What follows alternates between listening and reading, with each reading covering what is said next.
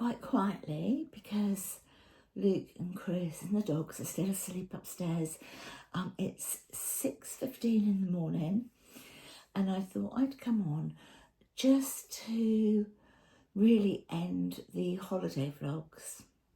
So as you can see, we're home. We actually got home yesterday, and what a kerfuffle the whole thing was, honestly. So if I start at the beginning of the holiday, I mean, it was lovely. The actual holiday itself was lovely. Getting there and coming home was a little bit of a nightmare. Getting there, not too bad. So, you know, the steps that you go up to, the steps that you climb to get onto the plane. So did all that. Everybody was on the plane. The plane was loaded, all the luggage, all the passengers. Then they went to remove the steps so that the plane could, reverse out and get ready to go on the runway. They couldn't budge the steps, could they? They would not move. So that was taking forever. Anyway, so eventually what the problem was, they had put the steps in and filled, like, all the passengers were on, all the luggage was on, everything was on. And what happened was the weight of everything had sort of compressed down onto the steps. So the steps just couldn't be budged because they were it was like wedged up under the plane a bit. They had to get, so that could all be looked at and sorted. They had to get their local airport fire engine out. They had to get the airport engineers out. They had to get some health and safety out. Loads of different people were called. So then they started to debate, right, do we need to get off the plane and do they need to give us a different plane? It was about an hour and 20 minutes, I suppose, sort of delay because of that. Anyway, some bright spark decided the best thing to do was to just deflate the tyres on the steps. So obviously then they dropped down and they could remove them. Then you had to have health and safety and the engineers check underneath the plane and by the door to make sure everything was okay for flying. And then because that sort of took a bit of time, we missed our air slot, so then they had to give us another air slot, so we were hanging around for a little bit. Of course that did cause delays for other planes that were trying to sort of take off after us as well. It was all a little bit of a mare, but yeah, not too bad. It was the beginning of the holiday, everybody was on the plane and we were all quite happy.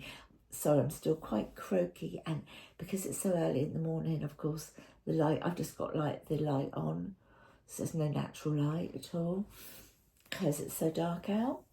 So that was that. And then obviously we had the holiday, and hopefully you've seen all the different videos that I've done, all the different holiday vlogs that I've done, showing you the places that we went to. And one of the really interesting places was literally just outside round the corner of the hotel. We had the famous Spanish Agatha Christie steps, and each step has the name of one of her novels that she's written on the steps. I'll pop another picture in here so that you can see it.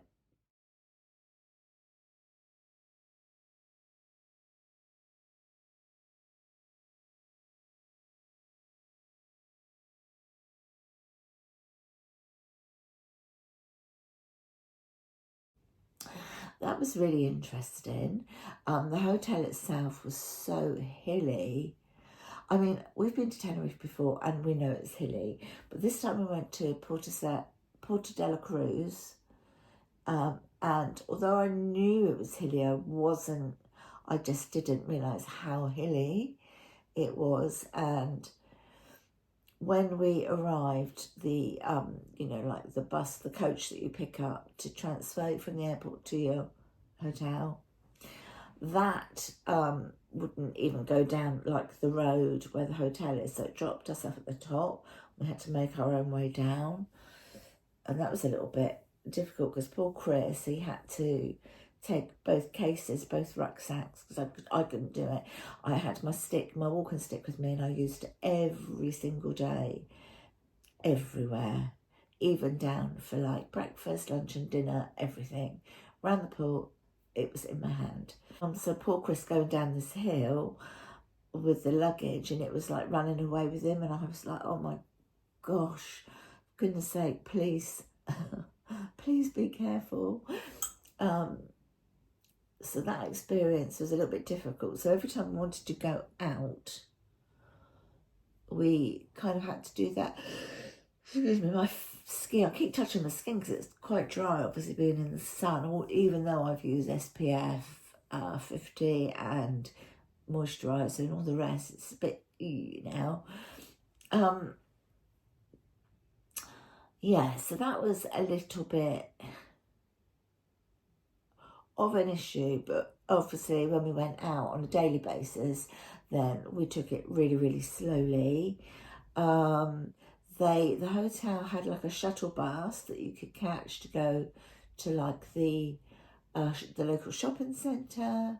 So again, we had to do that hill, go and wait where the shuttle bus comes. It never came. Didn't come, so Chris said, well, we'll just get a taxi, because it's really cheap with a taxi.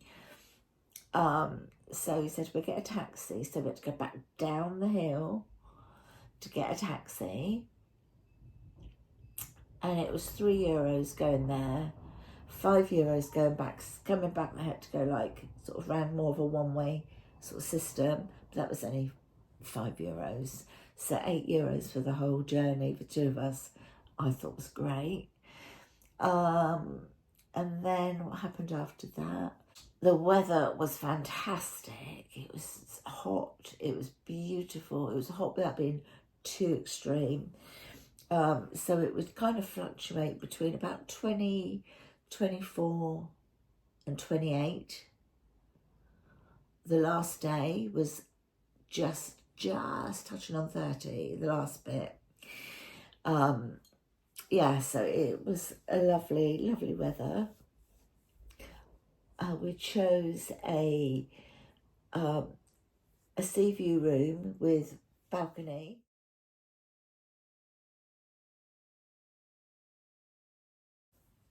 So the room, it was quite basic. It was a little bit dated, I'd say, but it was comfortable. It was clean.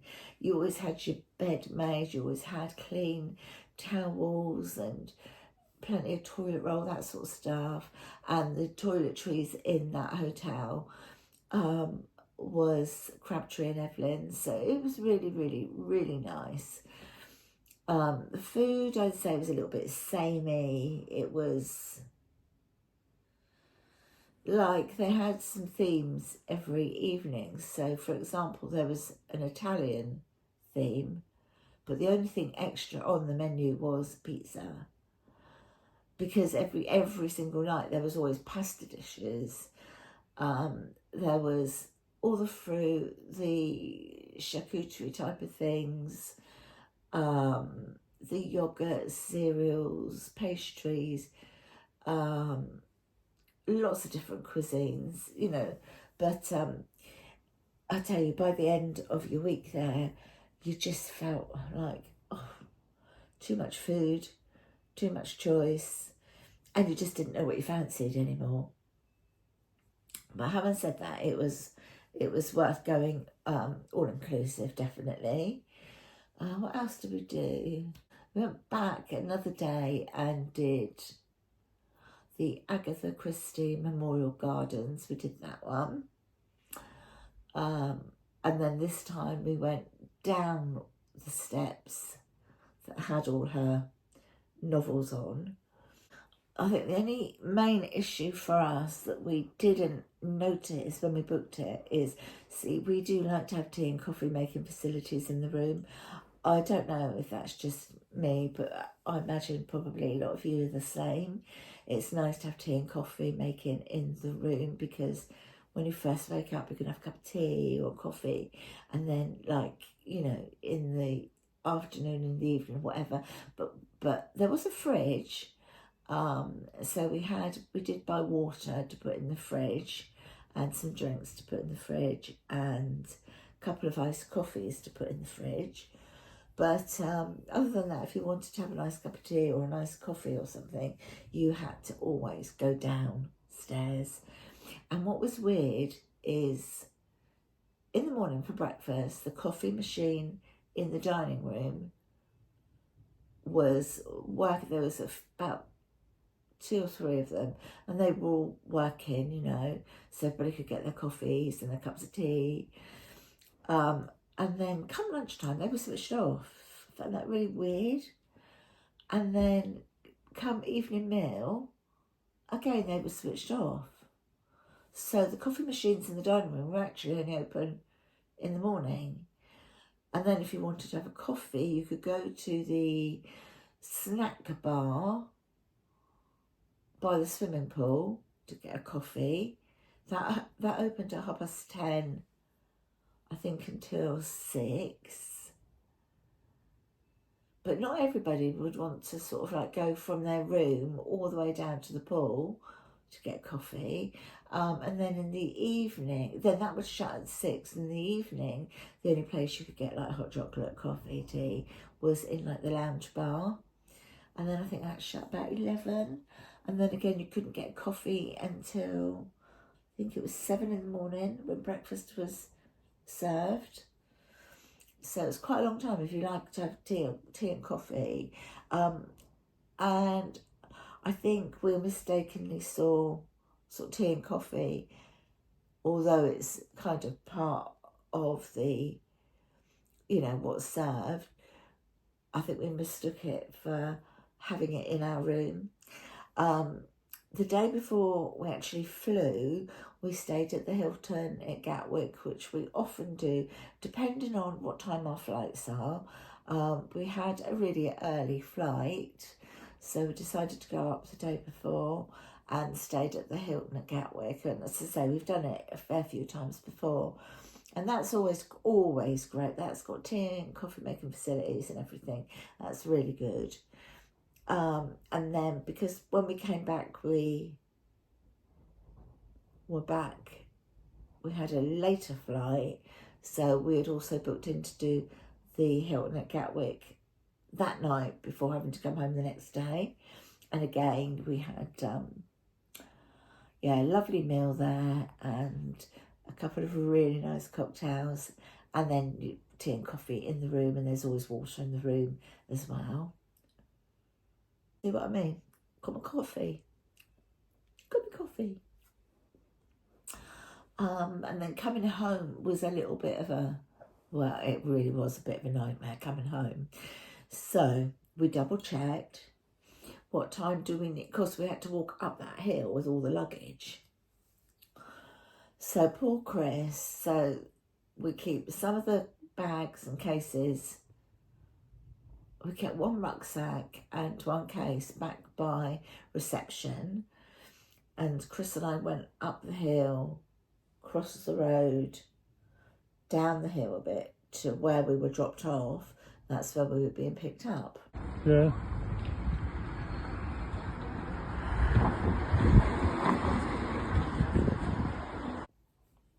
And we were being picked up at 11:20.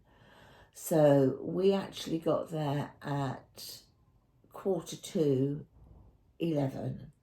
to give us plenty of time, you know, because they say, they could be quarter of an hour each way or whatever, earlier or later. So we got there, it was about either 22 or 11:15. Well, we left the hotel, we started to sort of like leave the hotel at 10:30. So by the time we got up there and, you know, put some of the luggage behind reception, and then we got up that hill and everything. So anyway, then Chris went back down and got the other case. I will put a little video of him bringing it up here. And comes Chrissy. He's just had to do the hill twice with the luggage and both rucksacks because I couldn't push it up the hill. So poor Chrissy. Must be exhausted now. Are you knackered? Are you done in, my darling? Are you done in? Yeah. And relax a little bit. I weighed the case. Yeah. 28 kilos. Oh dear. 15. And we waited. And we waited. And we waited. Nothing. Buses were going down the hill, you know, buses were coming along for people because it was in the same place as like where the bus stops. And although we double checked to see exactly if we were being picked up where we were dropped off, the day before, Chris even went back up that hill and double checked the number on the board and everything to make sure, confirm it definitely was there, and it was. So we're waiting and it gets to 11:30 and nothing. We're just sat there looking, you know, keep looking, thinking if I look, it's going to come. We're going to see it. No. So anyway, then Chris ended up phoning them and saying, look, we're here, where are you? And the lady at the end of the phone said, oh, I'll just phone and I'll find out how far away they are. And then she phones back. By now, it was nearly 12 o'clock. So she phoned back and said she'd spoken to the driver and he said that he was there and he was there. She said that he was there for us and that he had stopped and waited for 8 minutes and we didn't turn up, which was a load of BS. And obviously Chris said, you know, well, that's a total lie because we've been here at least since 11:15 and it's nearly 12 and they haven't shown at all. So we were like, so what are we going to do now? And the only thing we could do was to get a taxi to the airport. Now, bearing in mind, obviously we'd already paid for that service. And also it's a 2-hour drive from the airport to resort, vice versa, resort to airport. So we're thinking, how much is this going to be? So anyway, we go all the way back down that hill again, and just sort of where the bus stop is a car rental place. And the guy there said, would you like me to help you? It was Spanish, Miguel, his name is. And he spoke pretty good English, but then he'd put the translator on his phone so that he could talk to us. And he helped us down with the luggage, bless him. And so then went back into the hotel and said, you know, explained what had happened and that we're going to need to book a taxi. So we asked them to book the taxi for us, bearing in mind, as you know, it's going to be one that's going to take, well, it took a couple of hours on the transfer bus. So reception did that, they booked, and she actually said, no, she didn't actually say it happens, but she kind of gave an indication that, oh, again, sort of thing. So she booked the taxi and she gave us the taxi number, and she said when the taxi turns up out the front of the hotel, so at least we don't have to do the walk again, she said when it turns up, ask them their number. Don't say, are you number blah blah blah, because they could just say yes even if they're not. But so she said, you know, just say what number are you, please. So anyway, we were only waiting 5 minutes, I suppose. The taxi came and I said, oh, could you just confirm your number? And he gave us the correct number, and he was lovely guy. and obviously it was a lot quicker in a car than it was in like the transfer bus coach thing, because of course we didn't have to do any other stop-offs for anybody else. And so that was, what was it, 100 and... The receptionist at the hotel thought it might be about 160 to 200 euros, but it was 140, I think, 140 euros. So obviously we got receipts for that, and you know, we're going to sort of obviously try to sort of claim a few things back if we can, although having said that, we've probably got, if we claimed it on the insurance, our excess we wouldn't make anything, because we obviously have to pay an excess, don't you? So we wouldn't make anything back, but maybe just go directly to the tour operator, see if we can get some of that back anyway. Yeah, we were a little bit delayed. We were all on the plane, but we were only a little bit delayed because of the weather, not there, but kind of coming back. Apparently with it being so sort of cold and it was snowing in the UK, you got like the mix of the different types of wind and cloud, and it delays it a little bit. But it wasn't by much at all. So that was a good flight, I suppose.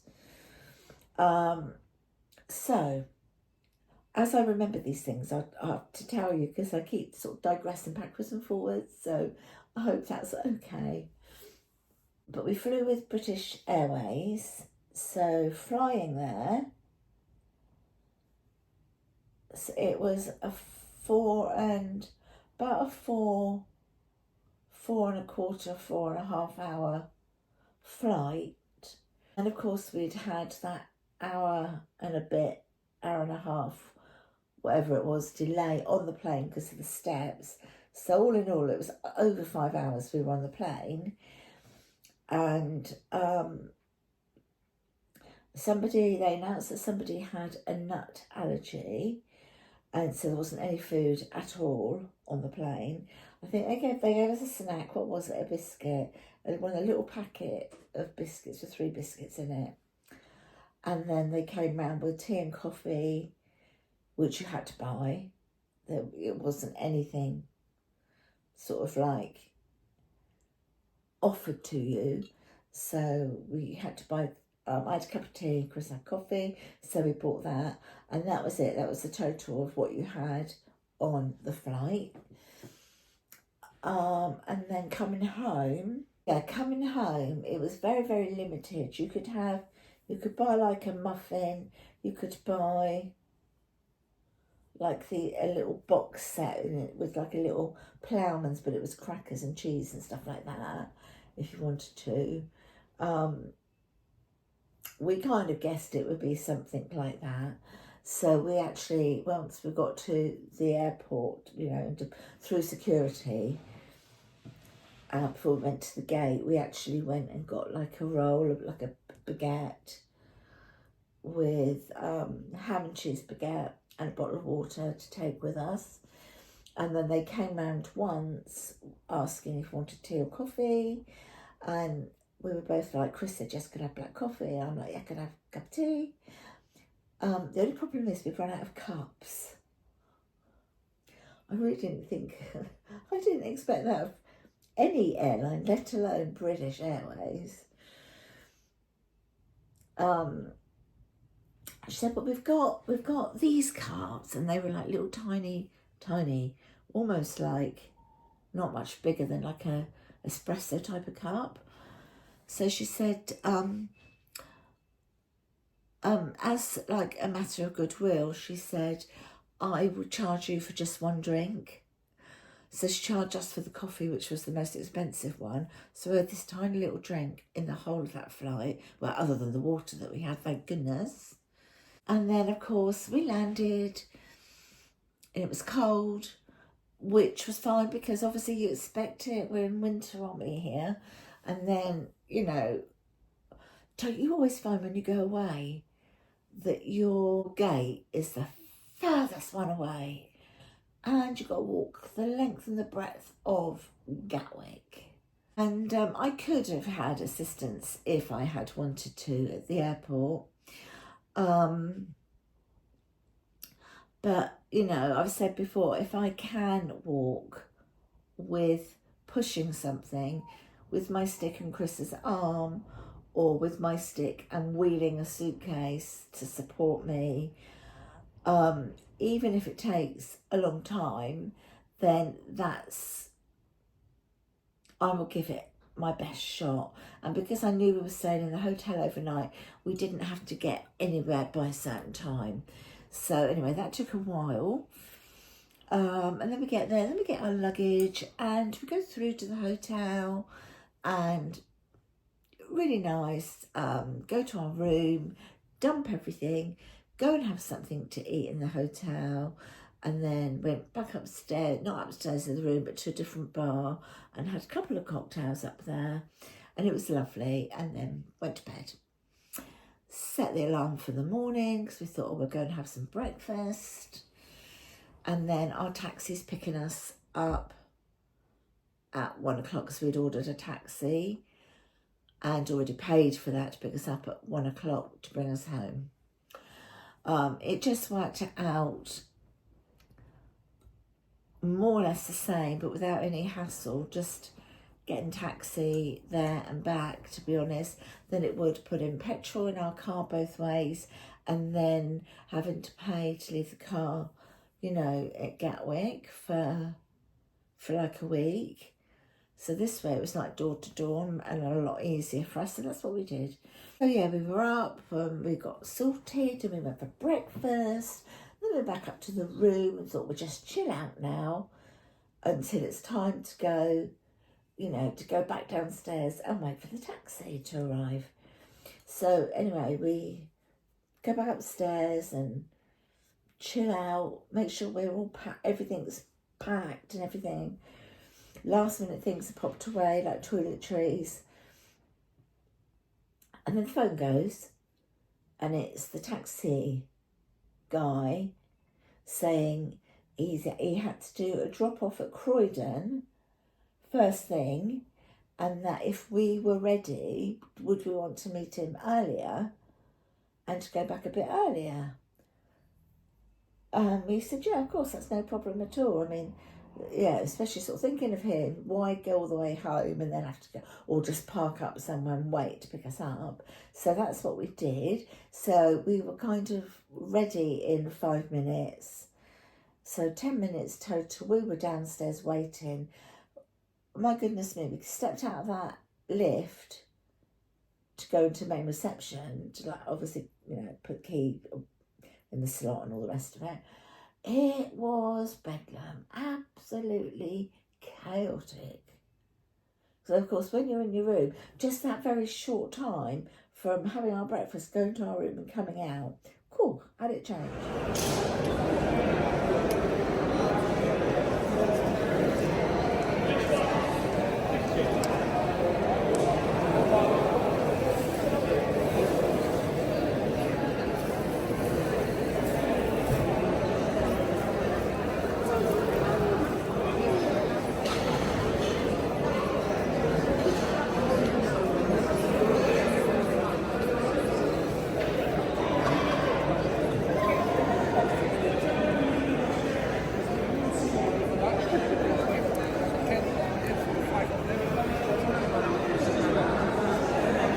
People sitting on the floor, the whole of the bars and things like that, they were all absolutely chock-a-block with people.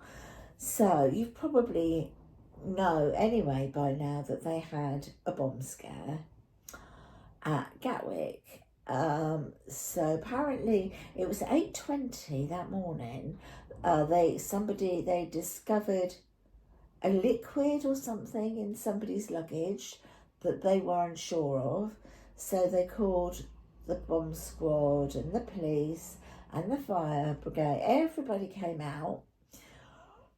And even people that had gone through security, just about to board, they were at their gate, about to board, and they all got told, right, out, everybody out now, which obviously, it's a safety thing, of course, but obviously because it was like a bomb situation thing, they like do a big cordon area, don't they, around the airport, and sort of set a mile radius type of thing.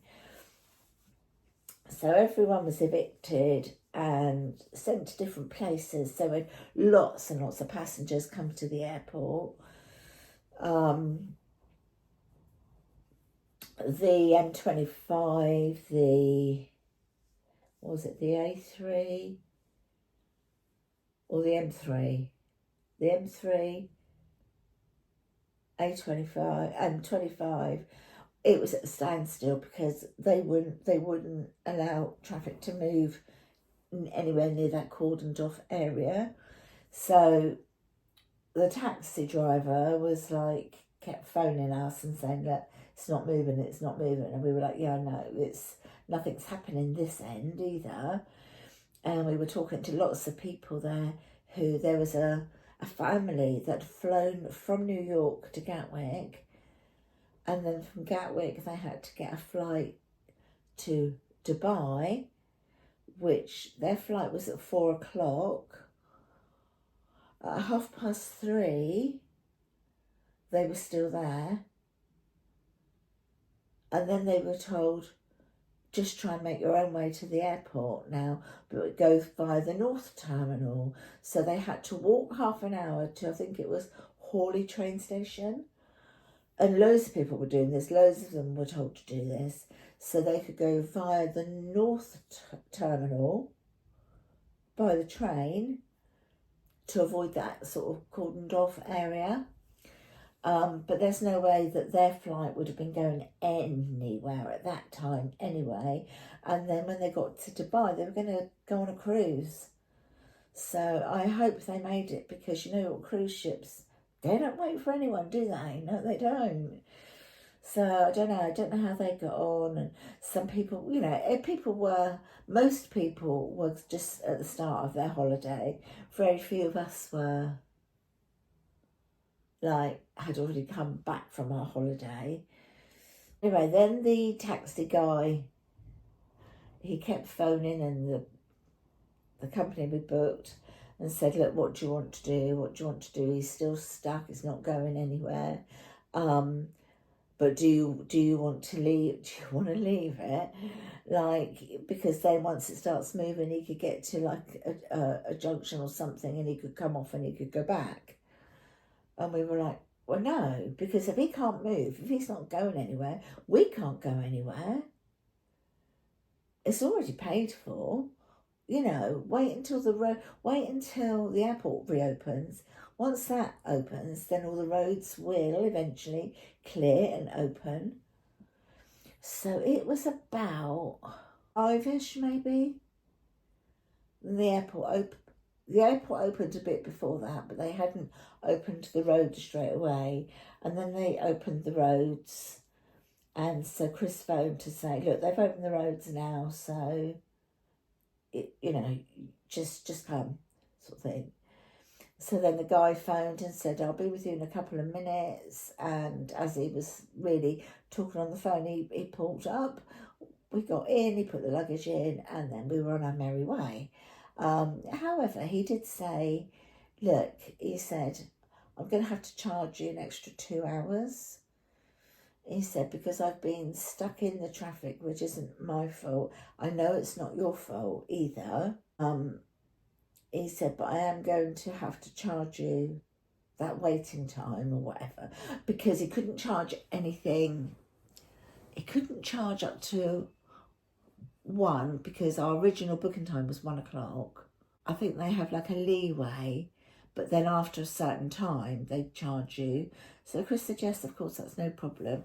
So when we eventually got back here, it was an extra £30 we had to pay here for the waiting time. So it could have been worse, but obviously we've got that receipt as well, so that we can sort of take this up with the with the tour operator and maybe recover sort of the difference that we paid out on a taxi to what we paid for transfer to be picked up to go back to the airport, and possibly the £30 that we paid extra. Wait and see. Anyway, we'll see if we can get that back. So that, it was like going there and coming home was a little bit of a, oh, for goodness sake, all the hanging around and everything. But the holiday itself was lovely. We really, really enjoyed it. Went to the pool virtually every day. Went in the pool. It was a relaxing time. And we were literally just on resort for a week. And we honestly were so relaxed that we both said it feels like the longest week ever. Feels like we've been on a 2-week break. After the airport situation, coming home, I need another holiday. But we've now got a really busy time ahead. So I'm talking to you on the 23rd, so 23rd of November today. So we're supposed to be going to a Christmas party tonight. And it's themed, it's black and gold, and we've got all our stuff. We've, got new bits and bobs to wear to this party and everything. Really excited about going. And now they give us the weather warning about Storm Bert. So I'm thinking, see what happens. If the weather is bad, there's no way I'm going. As much as we'd love to go, it is never ever worth risking it on the roads, is it? It's not just you, it's other people on the roads. So we won't go if the weather's really bad, because they forecast like quite bad snow, and even down here on like the south coast, it's very rarely we get it down here, but we already had some snow here, which is quite unheard of. We very rarely get it. And then tomorrow we're meant to be going out with two of our friends for one of our friends, Sarah, her birthday. So there's a meal booked for that. So that's the 24th. Bits and bobs, I can't remember what we've got, but bits and bobs in the week. And then next Saturday, the 30th, Chris and I had booked to go to London for our wedding anniversary, which is on the 1st. For Christmas last year, one of our sons bought us the London Eye experience. So we're doing that on the 30th. That's booked for 5 o'clock. And I was so happy that we did it for like winter. We could have chosen to do it in the summer, but we decided not to. We decided to do it in the winter because we thought, in the summer if we go, if you get a real hazy day or a cloudy day or it's raining, you don't really get to experience a lot. If you go at night time, especially this time of the year, you're going to see beautiful lights. You're just going to see all the lights, and it's going to be so, so pretty. So that's on Saturday the 30th. So we're going up to London, and then we're booking we've got a reservation at the Langham Hotel, which is fancy pants. Got 2 nights there. So on the 30th, Saturday, we're doing the London Eye. Our son also, as part of our Christmas gift, he booked dinner at Marco Pierre White's restaurant. So we've booked that for the 1st, which is our actual wedding anniversary.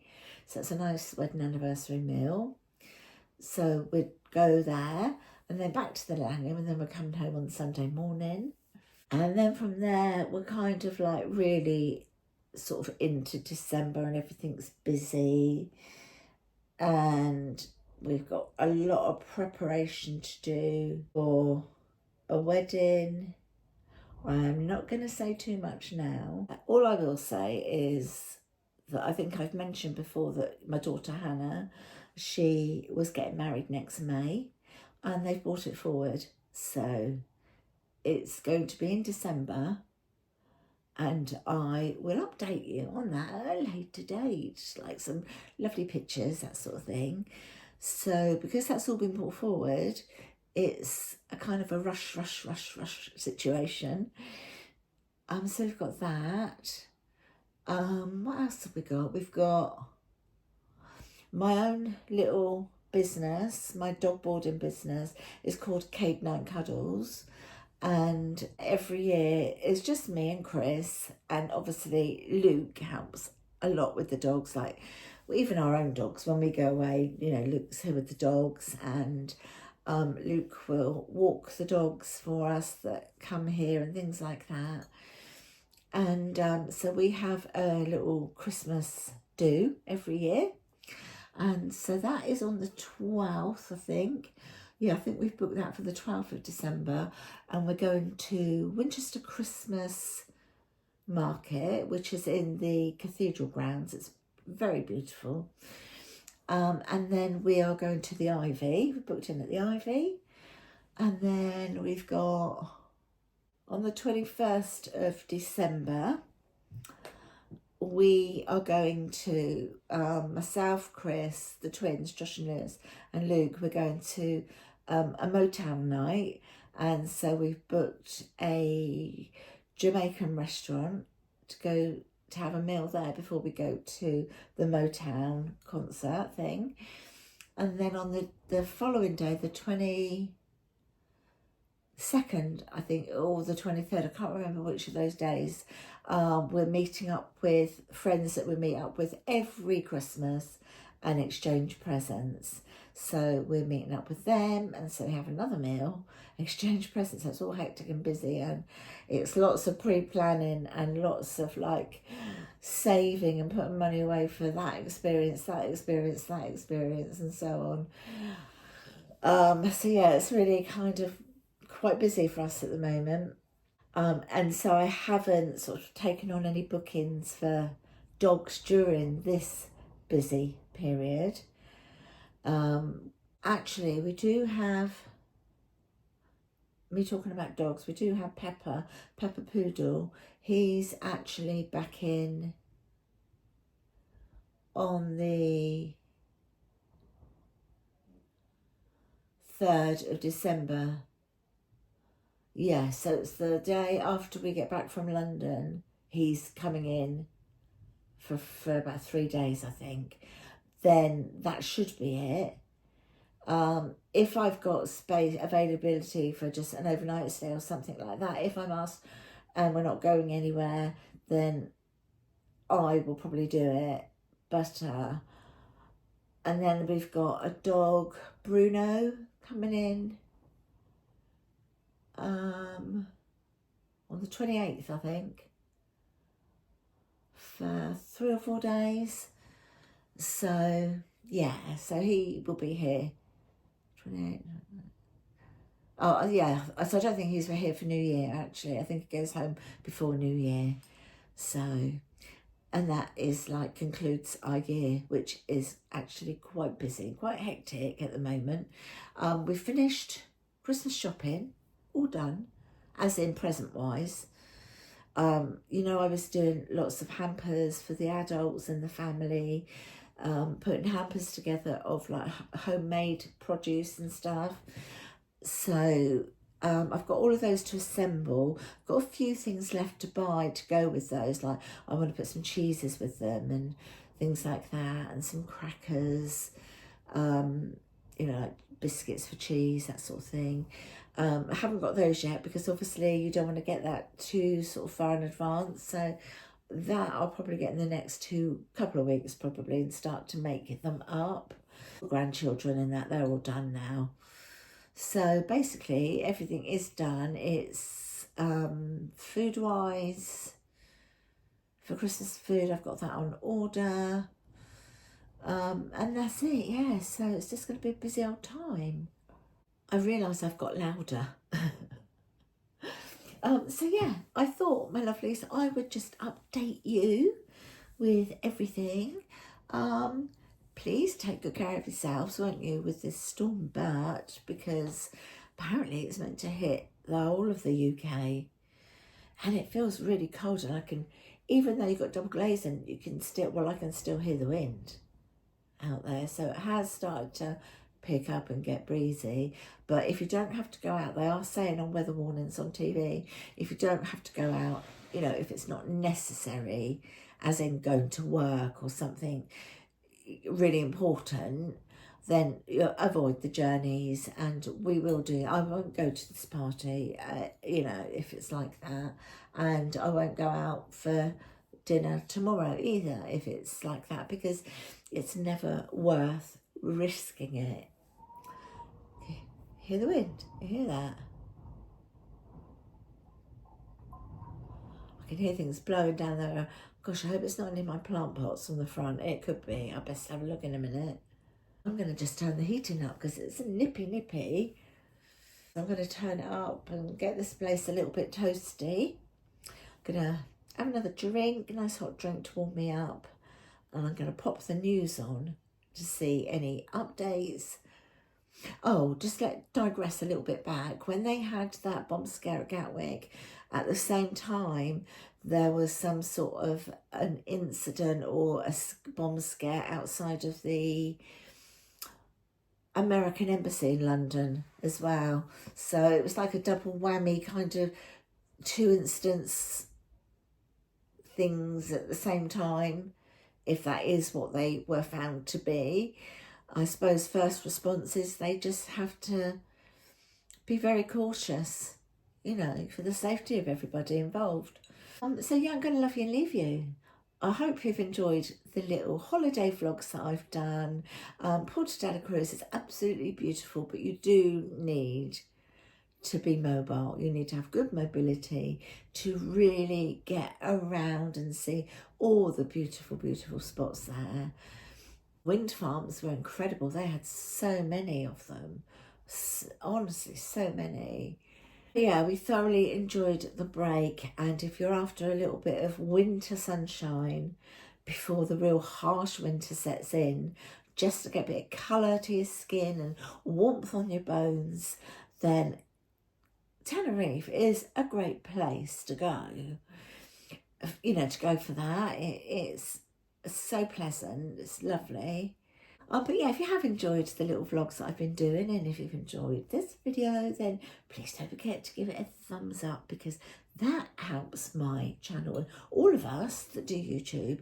If you like and subscribe and we comment, and of course watch the ads, that really goes such a long way to helping us make a little tiny bit of money on YouTube, you know, and to grow our channels. I mean, some months I don't earn a thing, because you have to earn £60 before they will pay you. So if you hit £50, or you might have hit even £59 and pence, they won't pay you that until the following month. I think the last 2 months I've hit just over 60, so I have had some revenue, which is all declared to the tax office, along when I do my tax return for the dog boarding. I also have to include any earnings from YouTube, so do all of that as well. Still got my cough.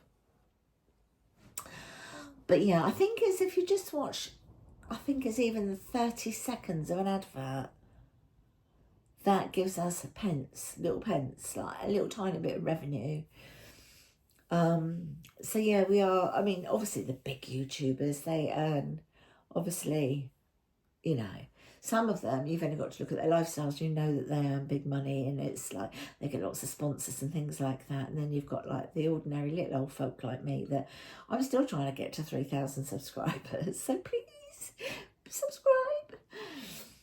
Another little milestone for me. But yeah, just a little little old me, my little honest videos I do, a bit of home life, which is basically everything, isn't it? A bit of baking, bit of cooking, cleaning, tidying, the dogs, the family, the holidays, the bits of everything, the good, the bad and the ugly, I share with you. So yeah, I would really, really, really appreciate it if you would subscribe, and if you watched 30 seconds of the ads would be fantastic. And maybe press the notification bell as well, and then you'll know when I've done a new upload. But yeah, no pressure, my loves. I just like the fact that you're just here with me and I'm not just waffling onto a camera. Because that'd be a bit weird, wouldn't it, if all I did was ever talk to a camera? Although that is what I'm doing in reality. But then I'm not, because I'm transferring that to talk to you. Lots of loves. I'm off to make another drink and whack this heating up. It's a bit nippy. Right, talk to you in the next one. Please take care of yourselves. Lots of love.